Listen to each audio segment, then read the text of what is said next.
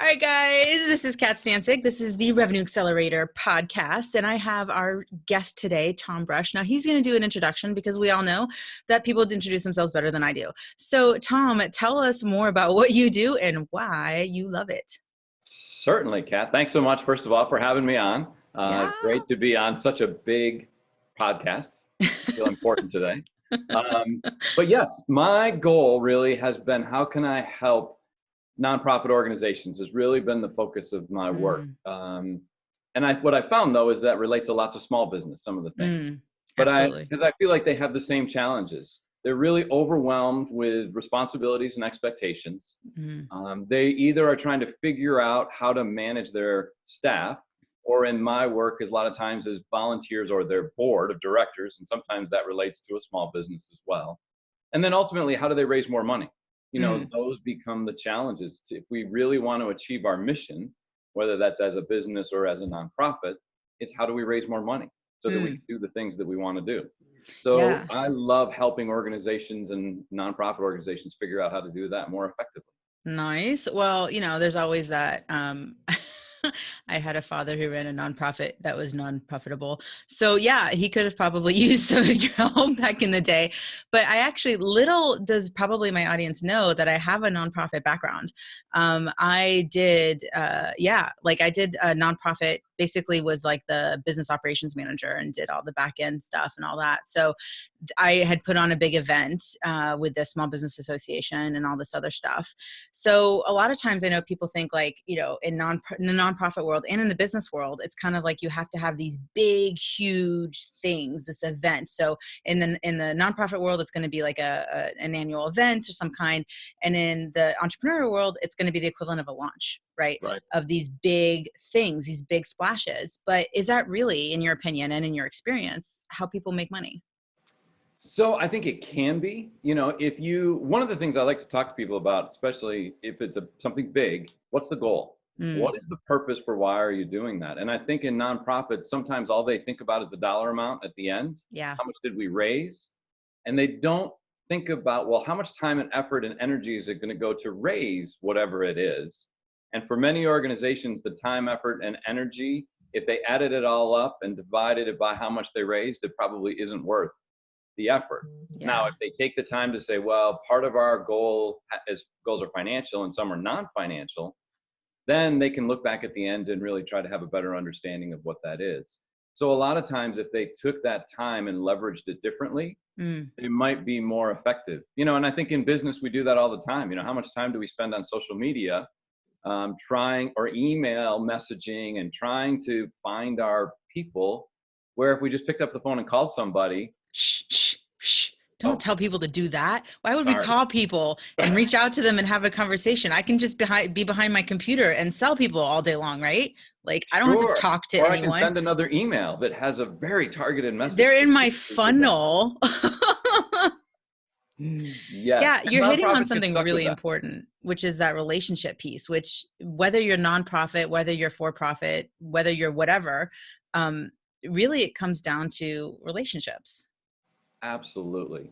And if you don't understand the relationship or the perspective of that relationship, you're going to send them the wrong message and they're not going to be engaged. And again, I think that's the same whether you're trying to attract a donor or you're trying to attract a client or a customer. If I'm telling them what I think they want to know, probably it's not going to work. I need to really understand where are they at and what is it that their pain point is, or what is it that they need, and then come to them in that approach so they better understand. And I think we all know, but we forget that people do business with people they know, like, and trust. And if you don't have that relationship, how do you build that know, like, and trust? Absolutely. Well, and you're hitting on something else, which is really this communication component, right? So we've got the connection and having and building that relationship, but how do you talk to someone, right? And part of it is I just had this imagery of, and I kind of used it the other day, which is when you meet someone in person, do you go and walk around them and then start looking at their butts because that's where they keep their wallet, right? And be like, hey, right? Do you want to give me that credit card? Or, I keep mine right? in my front pocket, so that Well, might not be well, good. okay, that's a whole other. Right.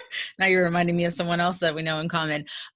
So inside jokes, guys, reach out if you want to know what that's about. So, but basically, it's you're not when you meet someone in person, you're not going and patting them down and trying to find their wallet, right, and trying to get that credit card number. And that's what a lot of online relationships feel like when someone kind of connects with you. But one of the things that I think is really beneficial, especially when it comes to the nonprofit, and kind of using a different analogy for people who are entrepreneurs listening to this, is when you talk to a donor, are you talking to them about, hey, with your money, we're going to be able to, hire more employees and we're going to be able to pay out pensions? No, you're not talking about the features. Those are the features. You're talking about the benefit of how many people you can support, how many people you can help. So what's some tips and advice you have with people to have those better conversations that are more focused on the benefits versus the features? Yeah, I think it's a lot about asking questions, Mm, because why am I going to assume that I know what their interest is, whether as a donor or as in somebody purchasing something? And I think until you really ask questions, you're not going to get to the heart of what it is. There's might be a lower level or an entry level pain they have, hmm. but when you dig down in further, you have a better understanding. And in the fundraising world, if you can get down to what is that true impact that they want to see, Yeah. and not try to assume, well, they're interested in our organization because we cure cancer. Yeah. Okay, well, that's nice, but it might be all about their mom had cancer or their Mm, grandmother had cancer. And as a little kid, they watched this happen. And really, what they're looking for is some way to support the families who are dealing with people who are dealing with cancer.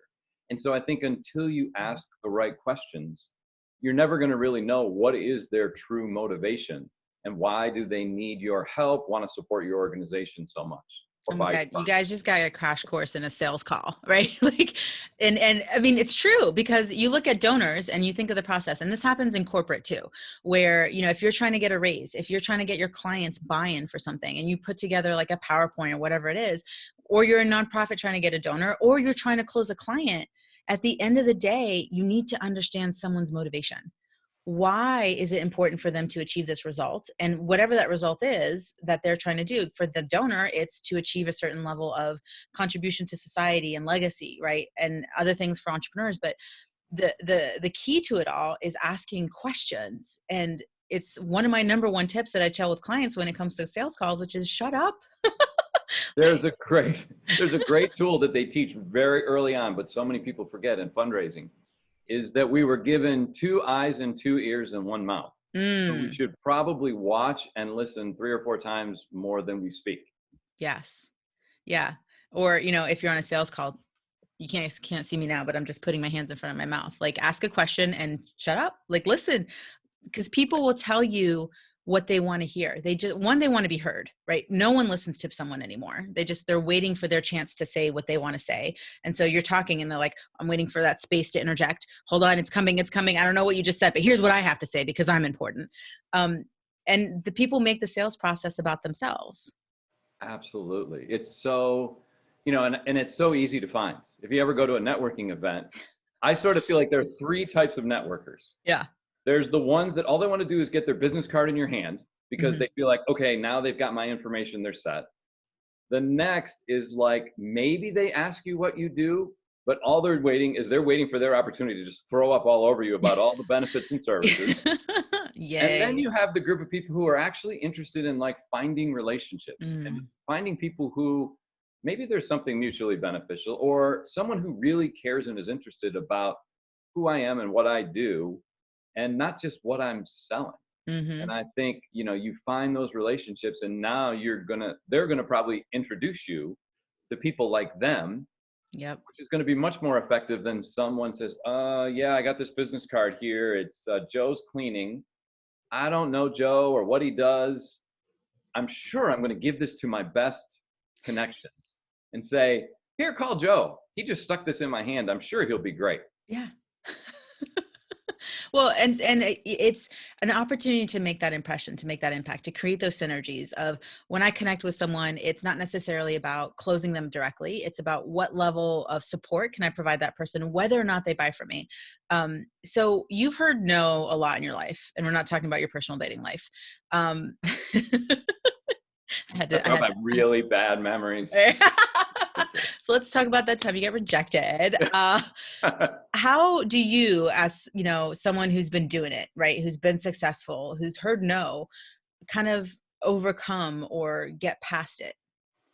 Yeah, I think you just have to understand and take yourself out of it. Mm, It's not really about me. I mean, mm. maybe it is. Maybe they don't want to buy from me, and that's okay. I said, don't make it personal. It's about business. Yeah. Right. But so then we need to move on to whatever's next. And I guess the question is it no for now or Hmm. no forever?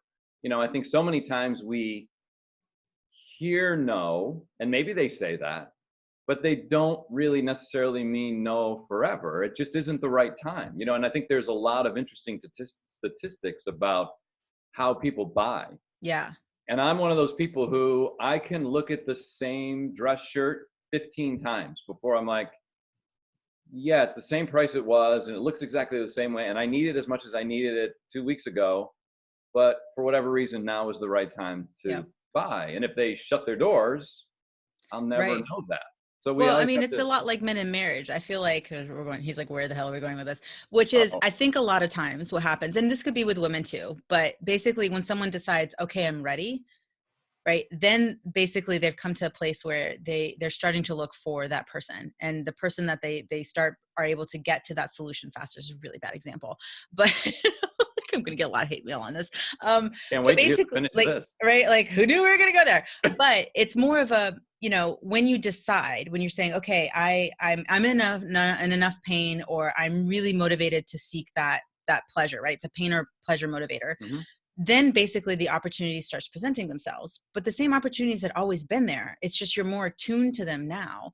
And that's kind of what you do with content with people, right? Which Right. is you're putting content out there. And I'm not expecting my content to convert immediately, but it's more of that, like you said, the blue shirt, it's there. And if you're someone who's eventually looking for that blue shirt, you're going to be like, man, Tom's been putting out this blue shirt like every single time. And I've seen it, and he's still offering the blue shirt. You know what? I'm ready for a blue shirt. I'm tired of Right. wearing, pink or red or whatever it is. And I want some blue in my life. Have you ever thought about buying a car Yeah, no, and exactly. knowing That's the what kind of other. car you Yep. want? Yep. And I next did thing you that with know, my like son. Yep. everywhere you look, that car shows up. And you're like, Yep. What's going on? Something Yep. in the universe that's weird." Exactly. Well, and people talk about it being, manifesting, and Mhm. part of what I like to walk people through is the fact that people are in three phases in their lives, which is they're problem aware. So they've gotten to a place where they understand that there's a problem going on. They become solution aware. So they're looking actively for a solution. They're like, all right, cool. I'm in enough, pain, or I want to make enough progress that I'm looking for something. And then they become product aware.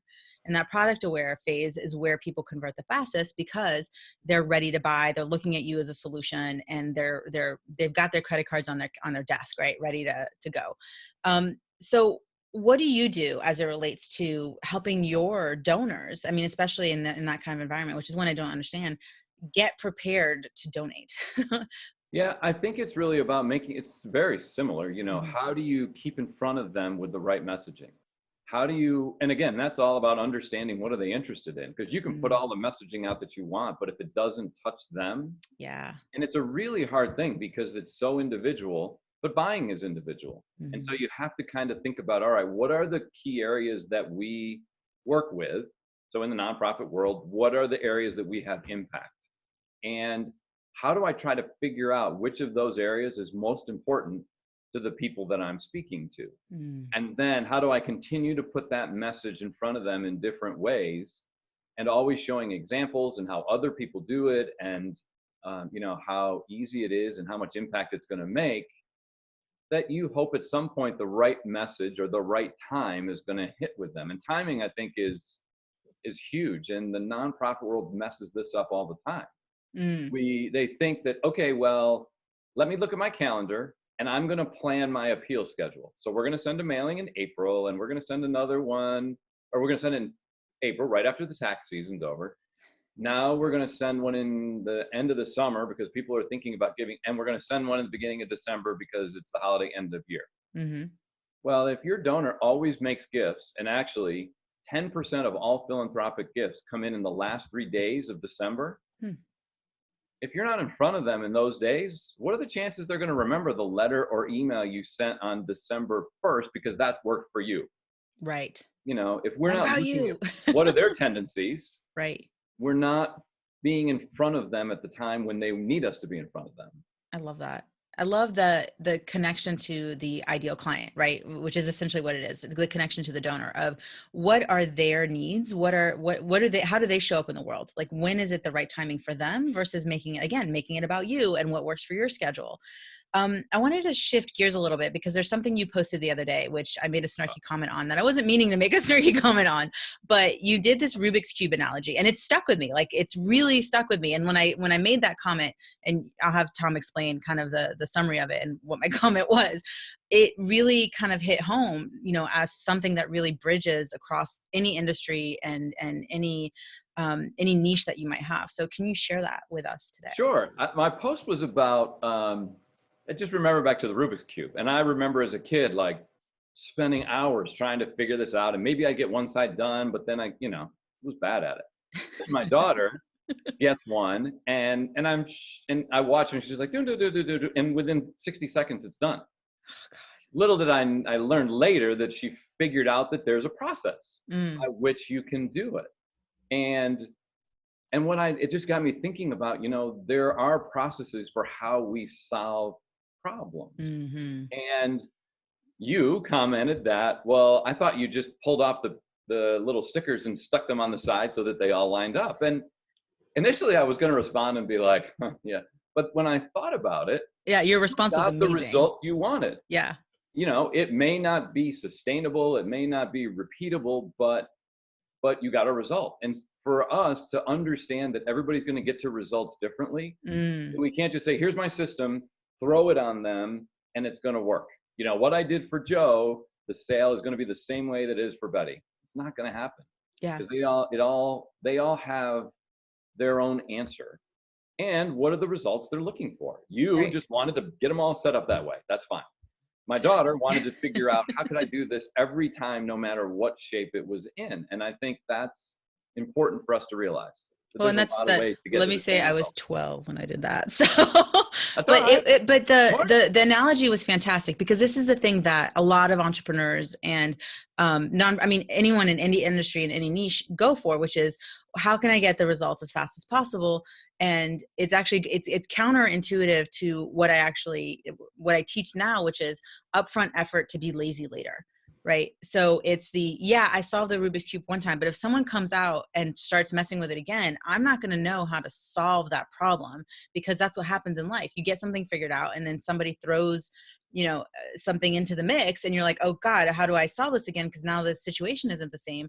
And it's the teach a man how to fish versus giving a man how to fish, right? Right. I gave myself a fish, but I couldn't sustain and repeat that solution because I would have to take off all the stickers. And in the long run, it would actually end up causing more effort of having Right. to keep taking off all the stickers and putting them back on. And though it is a solution, like you said, right on the nose, it wasn't sustainable. So what's your advice to people who seem to always be, kind of repeating the wheel or having the same results come about and they're not getting the results that they want? Because I think it's very easy. Something somebody told me a long time ago. I saw it on one of my early boss's desks. Was if we always do the same thing, we're going to get the same results. It's not the Mm, right phrase, but um, and I think they don't take the time to step back. And I think when you say slow down is important. It's one thing if we just want to get it done and get it out there. Okay, we're going to learn from it and whatever. sometimes But that's what you need to do. Yeah, sometimes, right, you need to take action. Sometimes action's better than inaction. But I absolutely. think until you are able to step back and really evaluate what did I do? What were the results of that? What Mm, might I have done differently? And then think about, okay, based on all of that, do I need more knowledge? Do I maybe just need to study my data more to determine, okay, what are my next steps? mm, And then when I look at my next steps, I'm big on, can I look ahead and figure out what's the obstacle in front of those steps? Because mm. there's something coming down the road and you're not going to know all of them. But if you can try to anticipate that, you can know how to react. Mm-hmm. Then you figure out, okay, based on that, here are my goals, the action steps I'm going to take, and then take action. And I think people, and I was this way. Oh my God, when I ran events, because again, in the nonprofit world, it's like event after event after Yeah. event, the Yeah. next thing, and travel and solicitation and appeal. And when I got an event done, the last thing I wanted to do was step back and say, Mm. well, how did that go? Did we Yeah. meet our goals? I just was like, it's over. What's Moving next? on. We're moving on. Next. Yeah, but my to-do list is already long. How do I just keep moving on to it? And I think when we slow down, Mm. we become more effective and efficient. And we really see the pieces that were like, oh, yeah, why did we do that? I'm amazed, not amazed really, but I talk to my clients about basic things that I know they probably know. And you can see them just shaking their head, being like, yeah, I know. I don't know why we don't do that. I know this Mm-hmm. is a basic thing and that every fundraiser should do it. I don't know why we don't do it. And again, I think that's the beauty of coaching, Yeah. is that you're so ingrained in what you're doing that it's hard to step back and remember, oh yeah, if I just did these 5 basic things, I'm going to be further along than the where I was. But because you're so busy doing it, you just can't see that. So a coach can ask the right questions and you can be like, why am I not doing that? I do that all the time in my own business, which is why I hired a coach. It's because I sit there and I'd be like, oh yeah, I need to think about my buyer's perspective and what might they be thinking about. Well, I tell my clients that all the time. Mm-hmm. So it's just good to have someone help us get out of our own head. Well, I mean, it's the shoe cobbler's kids, right? The indebted accountant, the overweight doctor, right? And it just shows up as to, a lot of times I feel that people will have less resistance when they're actually using their process to sell the process. So that's where I've seen a lot of key success of, like, are you walking your talk? Are you talking your talk? Are you walking your talk? Are you're talking your walk, right? Like, are you Right. doing all the Right. things that support how you show up? Because you see that a lot with the gurus who are like, use this one strategy. And then you kind of look behind the curtains and you're like, well, you're not using that Right. strategy. So why should I Or use it? you don't Right. need to use Facebook ads. Well, why are you advertising on Facebook then? Interesting. Right. And sometimes there's a legitimate reason for that, but it's just kind of like, let's look at, is the proof in the pudding, right? Do you have your strategies in place?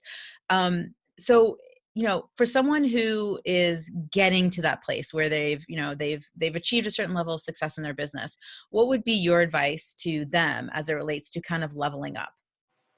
Sure. I think it's always evaluating where you Mm. are. But I think that I really think that there's 3 key things. And I call them my 3 pillars of sustained achievement. Because I think you can have success, but sometimes that you get lucky and you have success, and sometimes things just Or work you brush out. it off But as lucky. I've seen people do that too, of like, they make certain right, amount of money and they're like, I was lucky, I was lucky, I was lucky. And I was like, you were $100,000 lucky? right. Like, When you go back and look at it, you did the right thing. right. But I really feel that every time where I've had that feeling of like, wow, I really was able to sustain and do something significant, I always had partners, and Mm, usually somebody that was a mentor, somebody who was keeping me accountable, and a community that was there to either support me when I was struggling or to be my biggest cheerleaders when things yeah. were going well. I mean, I just think that's critical Yeah. because, especially if you're a solopreneur or a small business owner, who else do you have to go to? You're Right. executive director of a nonprofit. You're supposed to be the expert. You're not always. Mm. So And where do finding you those, go to break down? Because it's not safe to break down in certain places. you can't go to your board and be like, oh my God, this has been horrible. We don't know what's going on. So, so those partners are critical. And I think the next is, what is your perspective? Mm, So if you're thinking about leveling up, how do you not say, okay, well, I see myself here. Well, what do I need to do to see myself at the next level? And mm, is mm. that things I need to change about the words I use, the things I talk about, the people that I'm with, um, and how do I better understand that? And Mm. then it's critical to me that you have a plan, because if you don't put together a plan, you're just throwing darts and hoping something sticks. Yeah. So I think when you put those 3 things together, you have a really great chance to not only have success but to have it be sustainable. Yeah. And there's a secret ingredient too, which you have. I've seen it in droves. It's just sheer determination. When you are determined and focused, and you have that mission like you do, which is the mission that's beyond yourself, right? It's not the, I want to make more money because I want to make more money. No, there's something deeper. And there's nothing wrong with making more money. It's No. just, what's that primary motivator? And you talked about it with, talking to your donors of what is it what's in it for them? What is it that they want to achieve? And being able to hit on that, then magic starts happening. And it's Yeah, and if we just, don't, I'm amazed how many people don't know their mission. yeah, In organizations, the first question whenever I'm in a group setting with nonprofits is I ask who in the room can stand up and give verbatim your mission. And typically one, maybe two can do it. mm, So I say to them, if you don't know your mission, do your board members know your mission? Do your volunteers, do your staff, do your donors? yeah, And if you're not heading in the right direction, do you know your mission as a small business? yeah. What is your mission? It was interesting. I heard a speech. A guy was talking, and he was a former football player, and he was talking about free agency. And so, if you don't understand sports, I apologize. But No, I barely understand it, but I understand that free agent thing. okay, so he was Thing. visiting different NFL teams, Yeah.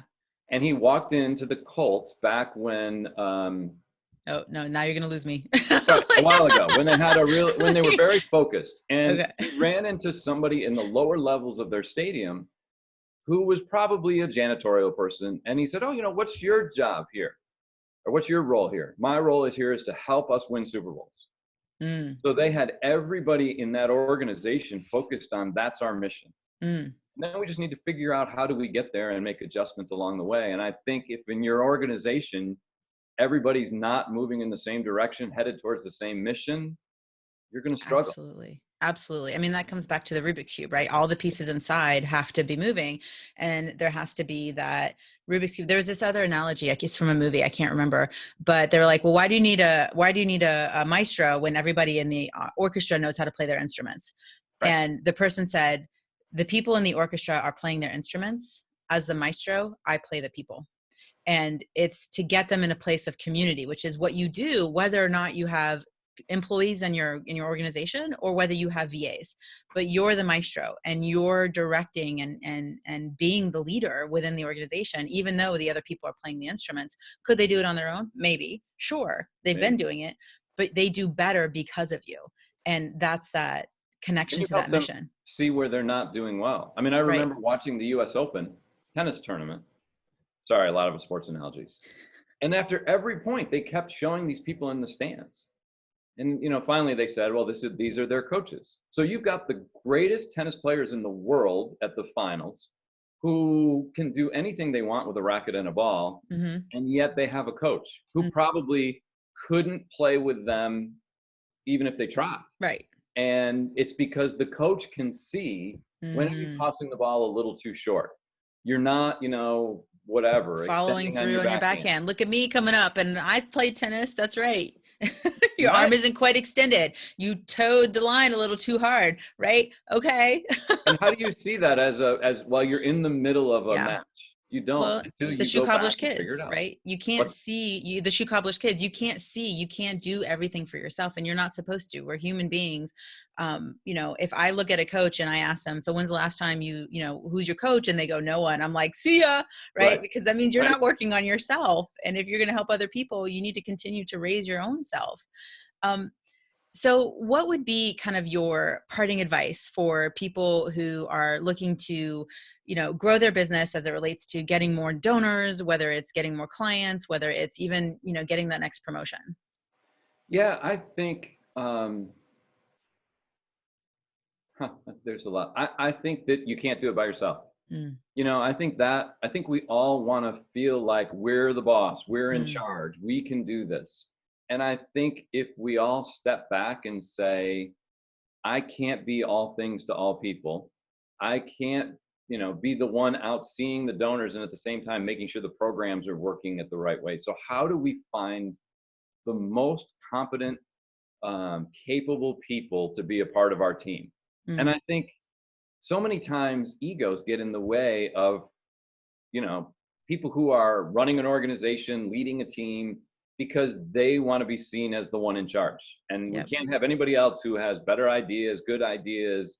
Really, maybe they know more than what we know about this certain topic Mm, because we're the one who's supposed to be in charge. Well, my feeling has always been, let me go and find the absolute smartest people I can to do the things that I'm not really great at. and let them go with Mm. a little bit of guidance and let me figure out how to clear the way for them. And I think in our organizations or in our business, we have to figure out how to do that as well. How do we find those people who can do the stuff we're not really great at so that Yeah. we can do and focus on the things we're really good at? Whether you hire a coach or an employee, it's about, staying in your zone of brilliance and getting the support for the areas that you need improvement with. There was something else that hit me when you were talking just now, and I was thinking about the mission. Um, what do you think is the what does confidence play in as it relates to your business, as it relates to your mission? Confidence in your Yourself, your offers, like just the embodiment of confidence, and what maybe having a clear mission can help, with that, boosting it, reducing it, and yep. just, kind of, why is it really, like, just digging a level deeper of why is it so important to have that mission kind of really clearly defined? Because I think your mission is all based on that phrase, what is your why? Why Yeah. are we doing this? What is the point of all of this? And if your why is you need to make more money, great. How do you really focus on that? And what are the steps you need to do it? And so I think having confidence in what your mission is, what Mhm. your why is, and how you're going to get there makes all the difference. Now, that doesn't mean that you're not going to fall back and because for some reason, negative thoughts get into our head way more than positive thoughts. Hmm. Right? Why is that? I don't understand that. I have to figure that out. But Next level like, it's the saboteur, it's the ego, it's a saboteur. For me, I'm going to answer that question. It's the thing that's keeping you safe, right? So there's a fear of whatever that's happening, of the unknown, of success, whatever. And so your ego kind of comes in. This is like totally Coach Cat mindset. Comes in, and like you just start, it wants to protect you. But the problem is that the things that try to protect you also keep you playing small, because it's kind of that the devil, and so right, when you start doing something new, something that might expose you as a human being, especially if you're probably listening to this or on my podcast or been in my life in some capacity, you've been picked on, right? You somehow, some way, someone has made fun of you. You've been picked on, you've been bullied, or whatever it is. And so it's not safe to go out there and do bigger things, to be seen, to be visible, essentially. And so your ego talks you out of it. And who wants to be rejected again? And it's just right. kind of like, Nobody, I mean, I'm nobody. definitely not someone who loves hearing no. Right. It's So not a great thing. But if you can figure out how yeah. no doesn't have the same power over Exactly. you, And which brings us back full circle of, it's right? not about you. Yeah. And so that's what to me confidence is. Mm, I love it, but I also know it's fleeting. mm, It's one of those things that I might have it right now. I feel really good because I love doing this. I love talking to people and talking in front of groups or whatever, answering questions. Um, but when you get in that other space where you're just mm. not quite as comfortable, it can be easy to be like, oh my God, they're going to figure out that I really don't know what I'm talking about or what I'm doing. I don't have the answer that they're looking for. And when you try to have all of that, so I guess there's the difference between confidence Mm, and like um, a big head, whatever that might be. Is that there's a balance between that of when do mm. you become like too egotistical to think you have all the answers, Yeah, when in reality you probably don't. And if you don't want to be that way, you're confident, but oh boy, confident might come off as cocky or whatever the right. case might be. And I don't want to be that person. Yeah. So I I think don't it's want you to be that person either. no, nobody does. Who wants No. to work with that person? No, I mean, and that really comes, actually, it's an overcompensation if you think about it, of that person actually probably isn't confident, but they're overdoing it. They're over, we've seen those people overperform, and you're just like, okay, like something's not quite right. But Right. someone who Something's not has lining up. that, the confidence, I feel, is like an energy. So it's just you have a presence without necessarily having to say anything. And people just are, it's a higher frequency, a higher energetic vibration that people are just attracted to. And a lot of people buy from, genuinely confident people because they want more of that in their life. So it doesn't really matter what the process is necessarily. It's just that you have embodied the person that they want to become, whether it's energetically, even physically, right? But Right. and if you look at like the beach body world, there's lots of people with certain physiques, but who's the person that you're attracted to? It's basically an energetic thing. It's that you believe that that person can actually get you results, because in some way, somehow they've communicated that they care about you, or that whatever it is that Right. you've gotten, connected to them on that level. So I, so appreciate that. And I think it really does start with what you talked about, which is how, starting with this mission of, do you really understand? And it's, I don't believe it's ever, your why is never, I want to make more money. There's a reason for it, right? What's that next level? Is it because you want to provide for your children? Is it because Right. you don't want them to have to worry about money? And maybe you did growing up, or you want them to have a different relationship than you do. There's all kinds of reasons, but really your why doesn't have to be, I want to cure cancer. It No. can be as simple as, I want to make sure that my family's provided for. Right. And I want that's to a work the way I want to work. big why. Right. Yeah. It's huge. Absolutely. Because if So you've been in another situation, as you were saying, it's all the more why that why becomes that much more powerful, because you don't exactly. ever want to go back to it or have anybody else go back to it. So Tom, what's your why? What is my why? It's a really good question. And my why changes a lot, I Yeah. think, sometimes. I But I like that think you said for that. me it's about I've worked I was the uh, how to put this? I was the guy who was the first one in the office and the last one home, or last one to leave the office. And when I left, I would come home, probably have dinner, maybe help put my kids to bed, and I was back on my computer. Mm, And that lifestyle didn't serve. I realized that lifestyle didn't serve me, and I mm, missed out on a ton of things. And I've just decided there's a lot of things I want to do in my life. I love my business. I love working out. I've started to love officiating women's lacrosse. And so I want to have the flexibility to do that. And at the same time, I want to help the world figure out how to be better at what they're doing. Because I know there are a lot of people out there who struggle with it. I struggled with it at times. mm, And along the way, I was really fortunate that I had some really good partners. mm, That was an interesting thing for me and I'm getting a little bit off topic here, but every stop I had in my professional, when I worked in higher ed, there was somebody who was a great partner, is the only way I mm, can put it, because they knew me well enough and they knew the work I was doing well enough that they could come and tell me, Tom, that's the dumbest idea I've ever heard. And I wouldn't take that as like an insult. I would just take it as, thank you.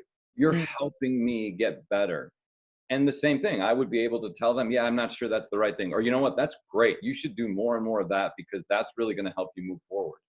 And so when you have those type of people, it just made my world that much easier. And so, to be there to help other people see the same type of thing, there's something about that that really drives me.